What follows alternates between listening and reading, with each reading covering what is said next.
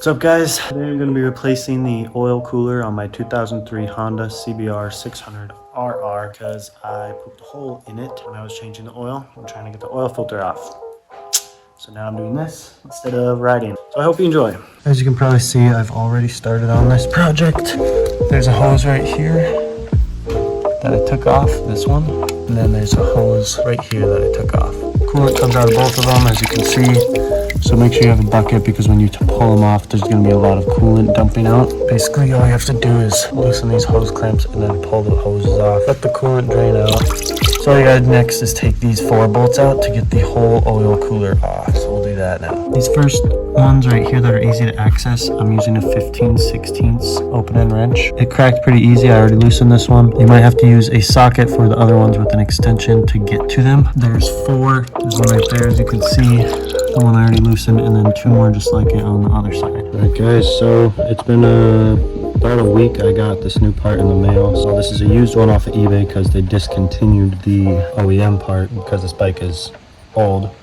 So this is a used one from eBay. It looks like it's in pretty good condition. It was pretty dirty when I got it on the outside, so I just kind of cleaned it up. Just got some parts cleaner and sprayed it all in here, swished it all around, dumped it out, waited for it to dry out so there's nothing in there.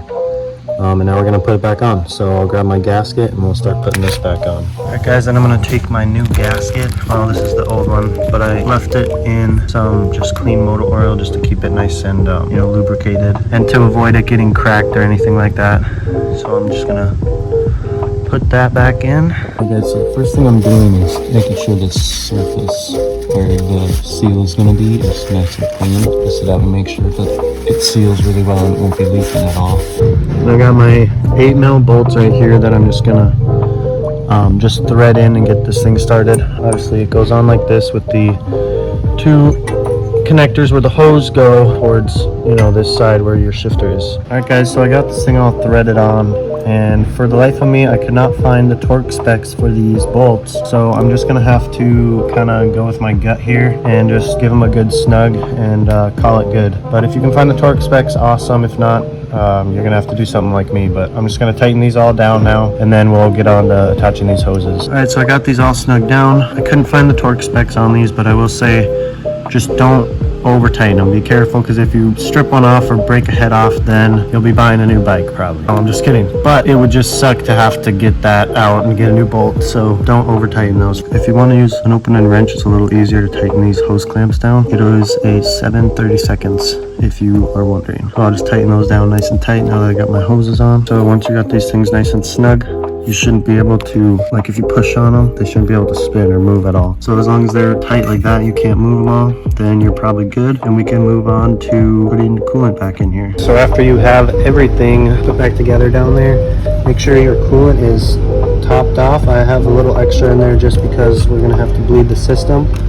So what you wanna do is get to your radiator here, take the cap off, and you're gonna wanna pour coolant directly in there until it tops off about to the top of that neck right there. You're going to want to do that, and then you'll rock your bike back and forth to get some bubbles out. Then you'll start it up, rev the engine a couple times, whip the throttle. That'll help get more bubbles out.